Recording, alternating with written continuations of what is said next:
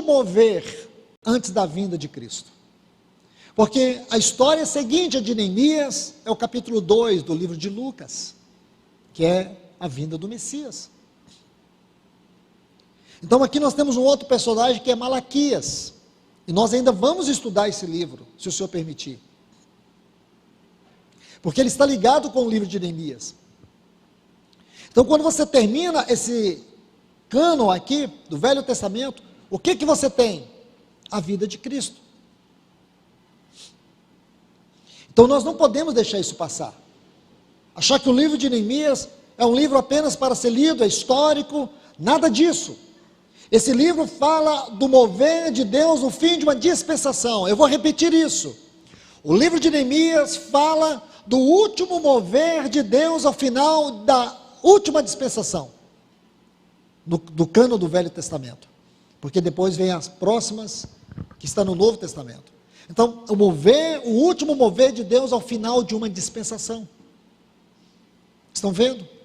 Por isso ele é escatológico. Esse pequeno detalhe é que faz toda a diferença. Esse pequeno detalhe é que nos leva a nos debruçar sobre este livro, porque se ele é um livro que aparentemente ele não é profético, porém nesse livro tem profecias. Porque o barulho, o som das profecias de Ageu e Zacarias e também de Malaquias estão nesse livro. Então ele não é um livro profético, mas ele é um livro governado por profecias. Você não pode separar Malaquias de Neemias. Você não pode ignorar as profecias de Ageu e Zacarias e Esdras, porque Esdras é o pano de fundo para Neemias. Guarde isso, meus irmãos. É assim que você precisa estudar esse livro, com todo esse contexto. Então, se ele é o último mover de Deus, ao final de uma dispensação, ele fala a nós. Porque eu creio que nós somos o último mover de Deus ao final dessa dispensação. Então, se nós somos o último mover de Deus ao final dessa dispensação, a próxima dispensação é a dispensação do reino. Então, se a próxima dispensação é a dispensação do reino, e nós estamos no final de uma dispensação, qual livro se assemelha a nós? Neemias. E esse livro fala de quê? De restauração. Não uma restauração religiosa, não uma restauração de sistema, mas a restauração do testemunho de Deus. A restauração do testemunho de Deus na vida do seu povo. Essa restauração é esse avivamento que vai nos preparar para a vinda do nosso Senhor Jesus, para o encontro com o nosso Senhor Jesus Cristo. Porque aquela parte preciosa dos remanescentes que encontramos em Lucas 2, tem suas raízes aqui. Por mais que se passaram 400 anos de silêncio profético, esta palavra pôde percorrer, e nós vamos encontrar um pequeno remanescente, piedoso, zeloso, que aguardava a vinda do Messias, a encarnação do Filho de Deus, do Verbo de Deus. Meus irmãos, isso tem tudo a ver conosco. Nós precisamos atentar para isso. Então, o que quer dizer? Que a maneira como nós devemos ler, em especial, esses livros citados, Ageu, Zacarias, Esdras, Esther, Neemias, Malaquias, precisa ser com essa perspectiva sobre os dias que nós estamos vivendo. E isso vai, irmãos, nos ajudar a entender o que está acontecendo conosco, a entender a maneira como Deus está tratando com a sua igreja, o que precisa ser recuperado, o que precisa ser restaurado, quais são os nossos inimigos hoje,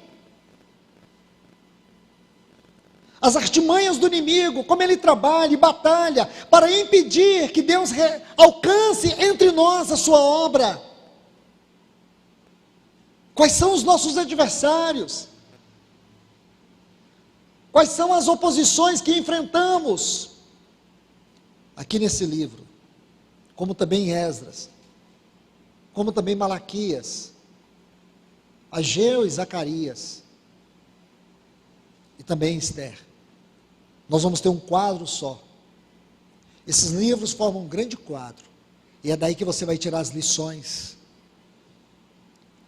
e perceber que Satanás, ele é desmascarado, ele é completamente desmascarado nesses livros. E aí nós vamos entender suas artimanhas, seus enganos, seus disfarces, que ele tem utilizado para impedir o avanço da obra de Deus. Como devemos nos posicionar? Esses remanescentes aqui, cada um deles compõe uma característica. Vou repetir isso com cuidado. Cada um deles compõe uma característica que descreve claramente o padrão do remanescente desse tempo que nós estamos vivendo. Se você tomar cada um deles, você vai ter a descrição. Estude a vida deles, e você vai ver com clareza a descrição dos remanescentes dessa igreja. Porque esses homens, eles são vistos pela autenticidade, pela coragem, pela firmeza, pelo zelo com a palavra. Diante de oposições, se você lê a história de Esdras, oposições, leia a história de Esther, oposições, leia a história de Neemias, oposições. Os inimigos se levantaram. Se aqui em Esdras eram os samaritanos, aqueles que disseram para Esdras: permita-nos edificar com vocês. Qual era o problema, irmãos? Eles precisavam de mão de obra. Aquelas pessoas só iriam somar. Por que Esdras não permitiu? Volte no capítulo 4. Por que Zorobabel não permitiu? Porque Zorobabel não deixou aqueles homens se unir com eles? Porque quando Esdras veio, e ele pegou aquela lista dos sacerdotes, que seus nomes estavam lá, e a genealogia deles foi checada. Por quê, irmãos? Porque na edificação de Deus, na restauração do testemunho de Deus, não pode haver mistura entre o santo e o profano.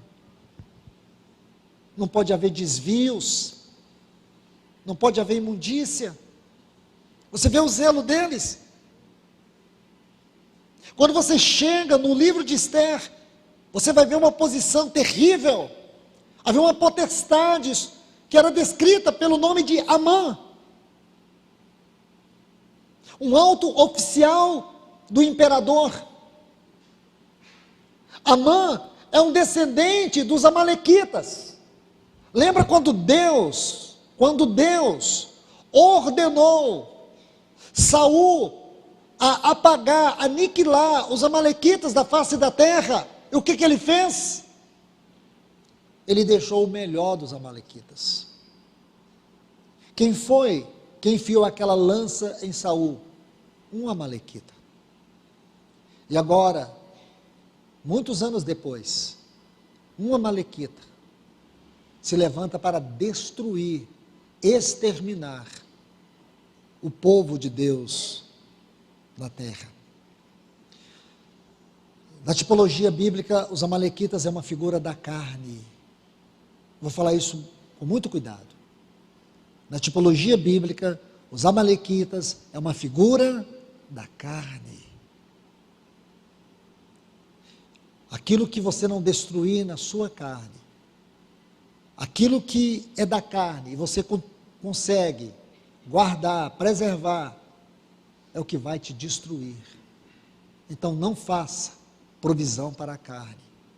A carne precisa ser destruída, a carne precisa ser subjugada pelo poder da cruz.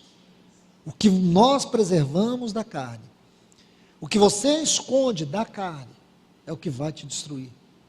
Então os inimigos estão aqui.